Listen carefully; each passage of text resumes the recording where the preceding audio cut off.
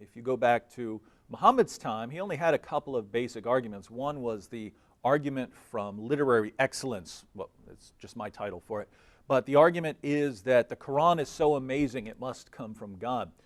The literary excellence of the Qur'an is so wonderful that it must come from God. And that is an absolutely silly argument. It would be comparable to saying that Mozart's music is so wonderful it must be from God. It's not a good argument.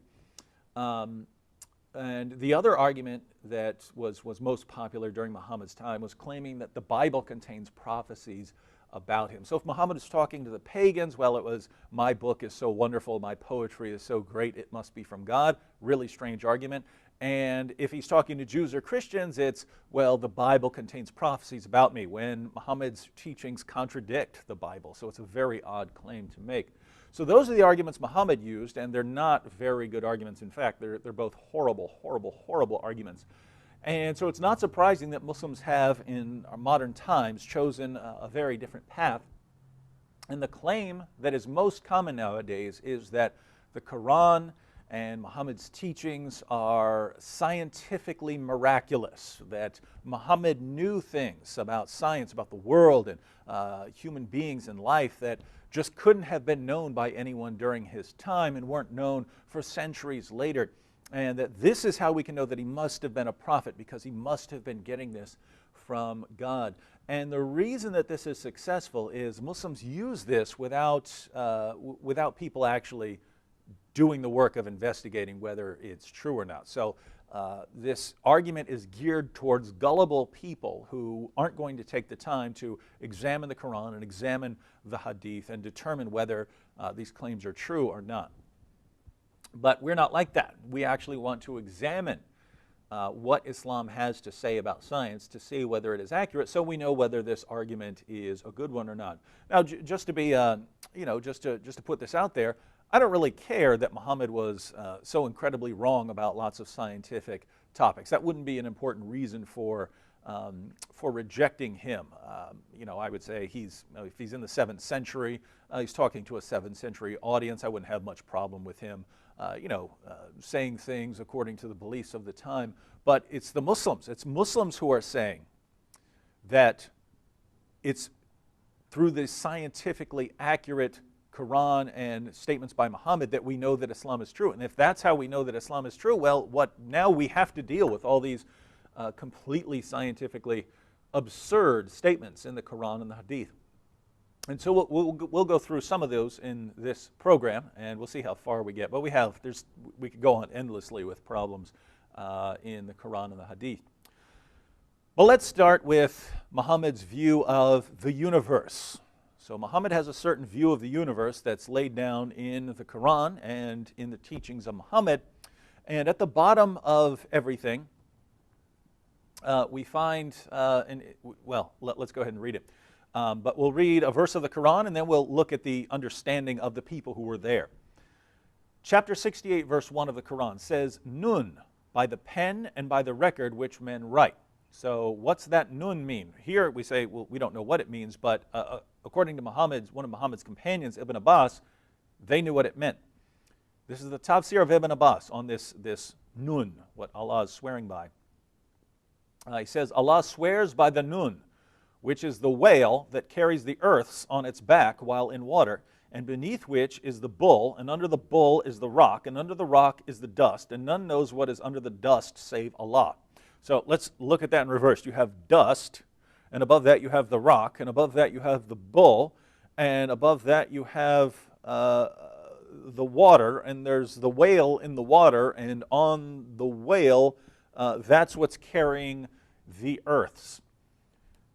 Right now you should be looking at this saying, well, that's what the Quran meant here, according to the people who are around Muhammad. So these are the people who know Muhammad, who are asking him questions about what the Quran means, and that's their understanding of what the Quran is saying here by the nun, which is this giant whale or giant fish that's carrying the earths on its back. And yes, you heard correctly. You heard earths, plural. There's not just one earth. Let's see what he means here. This is chapter 65, verse 12 of the Quran. Allah is He who created 7 heavens and of the earth the like of them. So there are 7 heavens, and there are the same number of earths. There are 7 earths. And Muhammad actually explains what he means here in Jami at-Tirmidhi 32:98. We read, "Then Muhammad said, 'Do you know what is under you?'" So Muhammad's talking to people, and he says, "Do you know what's under you?" So obviously the earth is under them. He says, "Do you know what is under you?" They said, "Allah and His Messenger know better." He said, "Indeed, it is the earth." Pretty obvious there, he got that right. Then he said, "Do you know what is under that?" Now notice, we know that under, if you're standing, then obviously the earth is under you. So that's something that everyone would have known, and that's something that Muhammad got right. But now he's going to say what's under that. So we have an opportunity to test whether he's making a scientifically accurate statement. So he said, "Do you know what is under that?" They said, "Allah and His Messenger know better." He said, "Verily, below it is another earth, between the two of which is a distance of 500 years, until he enumerated 7 earths. And he said, between every 2 earths is a distance of 500 years. So you've got one earth, and then below that you have another earth with a space in between them of 500 years, and below that another earth with a space of 500 years. And whether he means like a 500-year journey or any way you want to interpret this, 500-year walking, 500-year camel journey, however you want to interpret it, 500 years, 500, whatever you want to call this, right? That is not true. It is not true that there's one earth and then this 500-year journey, and then there's another earth. That's just absolute nonsense. We know that's not true, but that's what Muhammad said, and his followers are completely convinced that he knows what's going on here, that he knows the structure of the universe. And they didn't know any better, but we do, and Muhammad is wrong. And so here we have the Qur'an. Muhammad is considered in Islam the greatest interpreter of the Qur'an. Muhammad says, here's what this means by these 7 earths, and he's just completely wrong. And yet, science confirms Islam somehow. Well, how is that? Muhammad is getting everything wrong so far, except for basic information like there is an earth below you. Once he goes beyond the obvious, he gets everything wrong. Let's keep looking. It's also important to note that the earth is flat. Muhammad believes in a flat earth. And let's look at a couple of passages here. Chapter 20, verse 53 of the Qur'an. "He who has made for you the earth like a carpet spread out." So the earth is like a carpet spread out. Chapter 71, verse 19 of the Qur'an. "And Allah has made the earth for you as a carpet spread out." So again, the earth is like a carpet. And you're supposed to reflect on this flat nature of the earth to tell you something. Chapter 88, verses 17 through 20 of the Qur'an.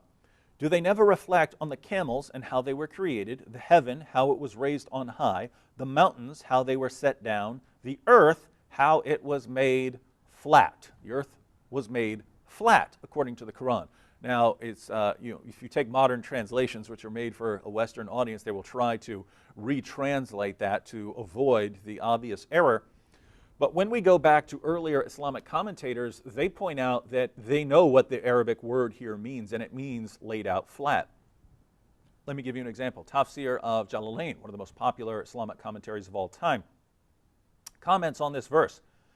"As for his words, sutihat, laid out flat, this, on a literal reading, suggests that the earth is flat, which is the opinion of most of the scholars of the revealed law," so experts in Islam or Sharia, "and not a sphere, as astronomers have it, even if this does not contradict any of the pillars of the law." So notice what he says here. The experts in Islam, the experts in Sharia, the experts in Islamic law, they know that the earth is flat because of what the Quran says. It's the astronomers who are saying that it's a sphere. But the astronomers, they're getting it wrong because they don't know they don't know the Quran well enough. So notice he's putting a division here. There's the experts in Islam, they know the earth is flat because of what the Quran says. And then you have the actual scientists, they say the earth is a sphere, but they got it wrong. So he's pointing out that it's the Islamic scholars who know the truth, and the scientists, they just get it wrong.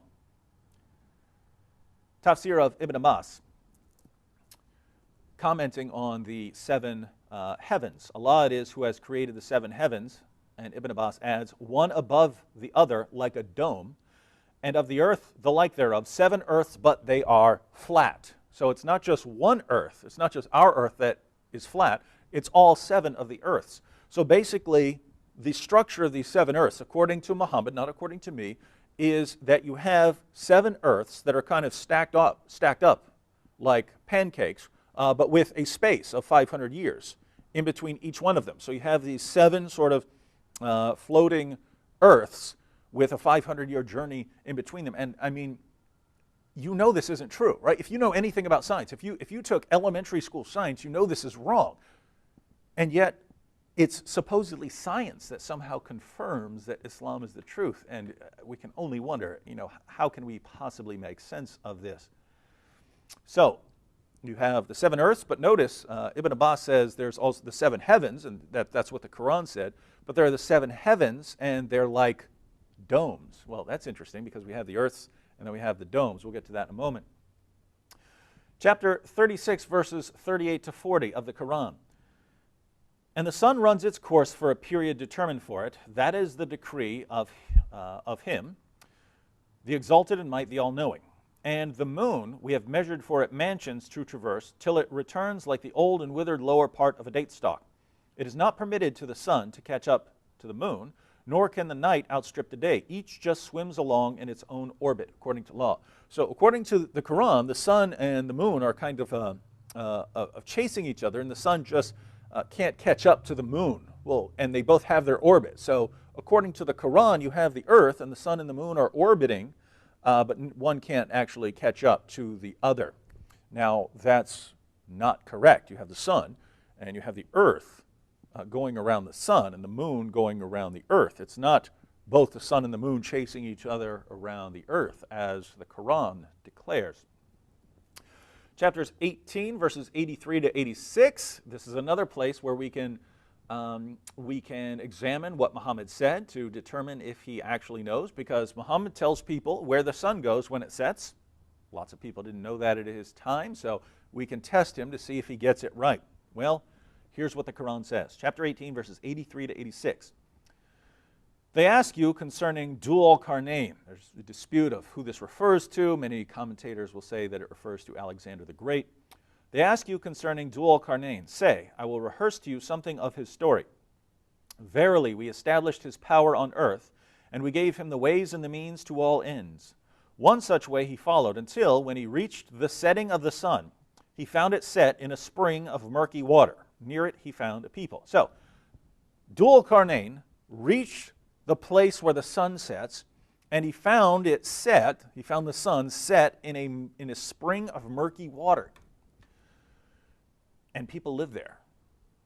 Now, do you believe that? Do you believe that's correct? Do you believe there's a spring somewhere where the sun goes down and goes into a pool of murky water, and that people live there? Because it's wrong. Muhammad got it wrong, and it's obviously wrong, and so Muslims are forced to try and reinterpret these things. But, I mean, think about it. What is Muhammad getting right here? Apart from there's an earth below you, what is he getting right? There is a sun, there is a moon. Apart from the obvious that any 6-year-old could have told you, what is he getting right? He's getting everything that he could possibly get wrong. And yet it's science that confirms Islam. Again, only if you don't bother to actually read the sources. Chapter 37, verses 6 through 10 of the Quran. What are stars? Well, Muhammad's going to tell us.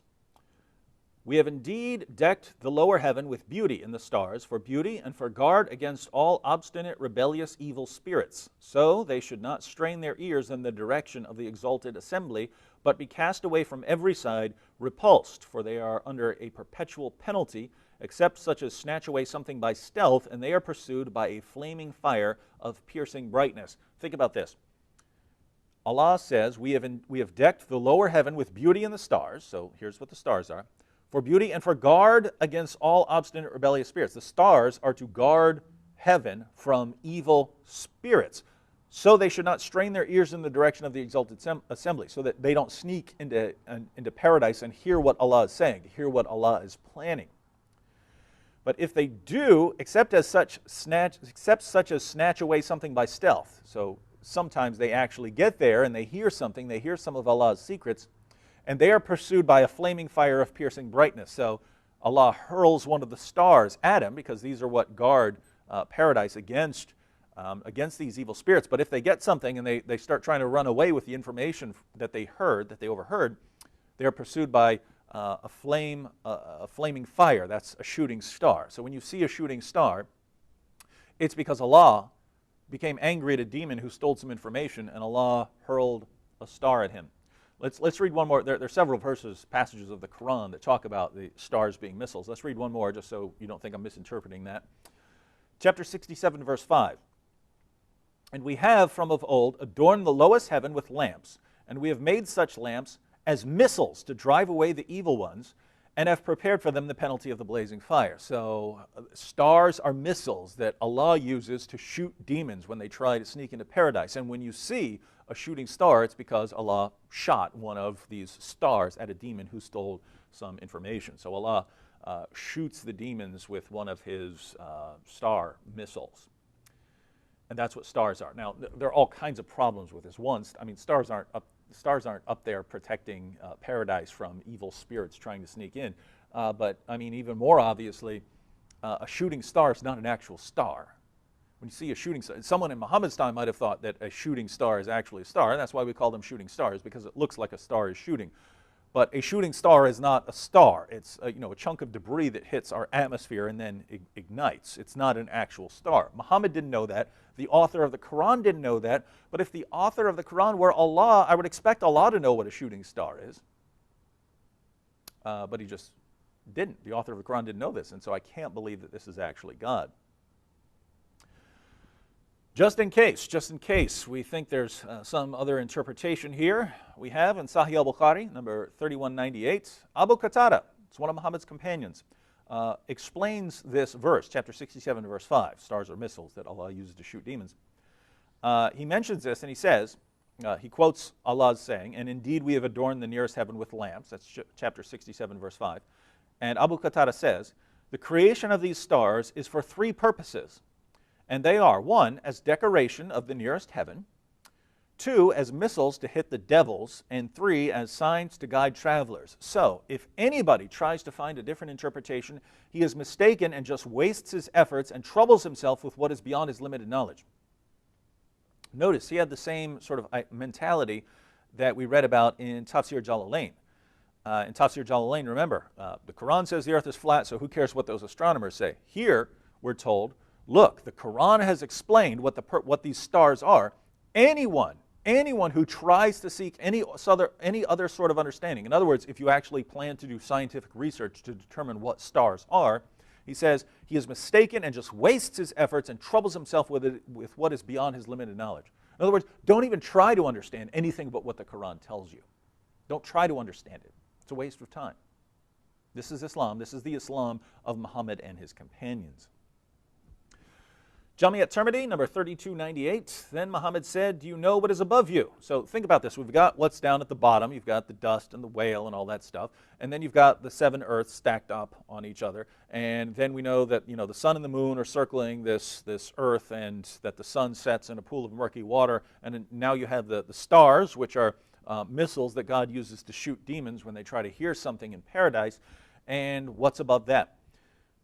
Jami at-Tirmidhi, number 3298. Then Muhammad said, do you know what is above you? They said, Allah and his messenger know better.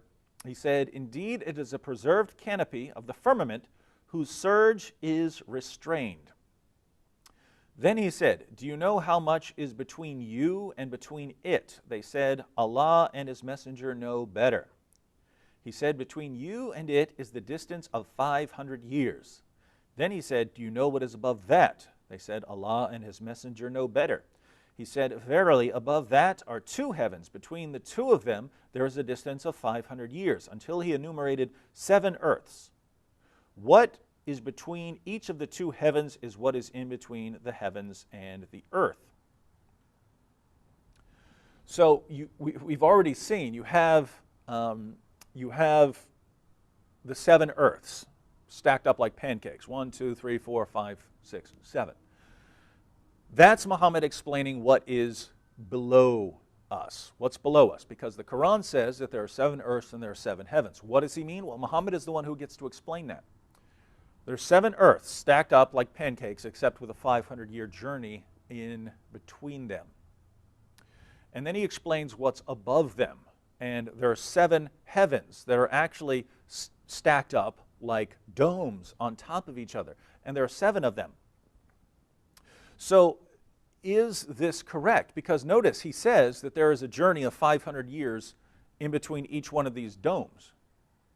But it's the same 500-year journey that's in between each one of the earths. So again, whatever kind of journey you want to call that, the 500 years that's in between it, whatever you want to call it. If you want to say it's 500 years on foot, it's 500 years on riding a camel, it's 500 years by horse, it's 500 years by train, it's 500 years by jet, by spaceship, whatever you want to call that 500-year journey.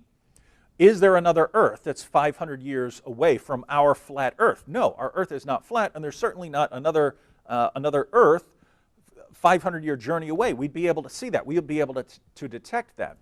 And again, whatever sort of journey you want to mean by this 500 years, is there some other heaven that's a 500-year journey right above us? So you have a dome, and then you have another 500-year journey, and there's another dome above that. Is that true? What could that possibly mean that would be true? Interpret that for me in any way that would make that true. And there is nothing that would make that true. You don't get to any sort of structure or object above us, and then there's another one above that, and there's another one above that. We live in a very massive universe, and there is no 500-year journey that would fit this description and make Muhammad's teachings accurate. So Muhammad is just getting everything that he could possibly get wrong. You couldn't invent something this wrong. If you sat back and thought, let me come up with the most ridiculous view of the universe that I could think of, you would not be able to beat Muhammad. His view is far more absurd than anything you can come up with. And yet it's through science that we know that Islam is true. Let's keep going. Chapter 22, verse 65 of the Qur'an. Do you not see that Allah has made subservient to you whatever is in the earth, and the ships running in the sea by his command? And he withholds the heaven from falling on the earth, except with his permission. Most surely Allah is compassionate, merciful to men. Notice what Allah just said. And he withholds the heaven from falling on the earth, except with his permission.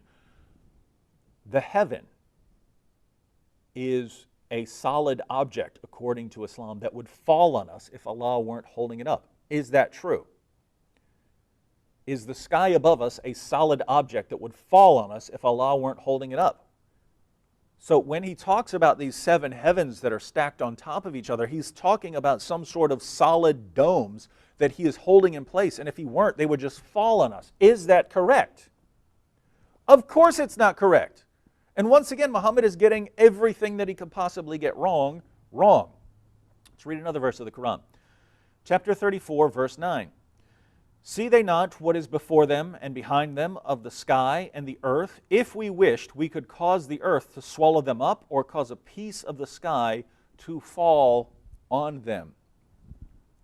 So again, the sky above you, when you look up in the sky, Muhammad doesn't know that that's mostly empty space with, some stars up there. Muhammad believes that there are these 7 solid domes above you. And if Allah weren't holding up the domes, of course, we've already seen that they would fall on us. But even then, Allah can allow a piece of the heaven, the sky, to fall on us if he wanted to. So if he wants you to die, he can either have the earth swallow you up, or he could have a chunk of the sky, which he doesn't seem to know is empty space. He could have a chunk of that just fall on you. So, the earth, the earth has these domes above it, and a piece of that dome could just fall on you if Allah wanted. So these are actually solid objects. You have your 7 earths that are stacked up, and you have the domes above that, and Allah's holding them up. At any time, he could let a piece of that dome fall on top of you and crush you, but, hopefully he doesn't. That's the Quran. This is the scientifically accurate Quran. Let's look at one more, because we sort of looked all the way at the bottom, and we've gone up step by step to see, go through the earths and then what is above them, and now there's something that's on top of everything. Muhammad tells us, Sunan Abu Dawud, number 4705. Muhammad said, above the 7th heaven, so this is above the 7 domes, above the 7th heaven, there is a sea, the distance between whose surface and bottom is like that between one heaven and the next. Above that, here is some great information, some great scientific information for you. Above that, there are 8 mountain goats, the distance between whose hoofs and haunches is like the distance between one heaven and the next. Then Allah, the Blessed and the Exalted, is above that. So you've got your 7 heavens. Then there's a sea, the distance between whose surface and bottom is like that between one heaven and the next, so there's a 500-year journey. Above that, there are 8 mountain goats, so massive mountain goats. The distance between whose hoofs and haunches is like the distance between one heaven and the next. So whatever you want to say that 500-year journey means, that the 500 years between each of the domes and between each of the earths, keep in mind that whatever that distance is, you're saying there are goats that big. There are mountain goats that are that big. Muhammad says so. He's the prophet. He knows. So there are mountain goats that are that big. And then above them is Allah. So let's put all of this together. You've got 7 earths. That's false. All of them are flat. That's false. They're stacked on top of each other like pancakes. That's false, except with a long distance between them. That's false. Out on the edge of the top earth is a pool. That's false. Where the sun sets. That's false. There are also 7 heavens above the earths. That's false. And they're like domes that will fall on us if Allah doesn't hold them up. That's false. In the lowest heaven are the stars, which Allah uses to hurl at demons. That's false. And all of this is sandwiched between a giant fish. That's false. And 8 giant goats. That's false. What did Muhammad get right? Again, apart from there is an earth, there is a sun, there is a moon, there are stars, apart from the obvious that anyone could have told you, what did he get right? Nothing. Everything that he could possibly get wrong, he got wrong. So if Muslims are appealing to science to say this is how we know that Islam is true, well, everything Muhammad said that he could get wrong, he got wrong. So if science is the judge in our assessment of Islam, if science is the way we're going to determine what's true or false with Islam, we have to say that if he got everything wrong, then this certainly isn't any confirmation. And if science is the judge, then we have to say that Islam is false because he got everything wrong. Now, all we did here was look at Muhammad's view of the universe. There's much more we could look at than just the universe. We can look at Muhammad's view of reproduction, or Muhammad's statements about hygiene, and we'll look at those on our next episode of Jesus or Muhammad.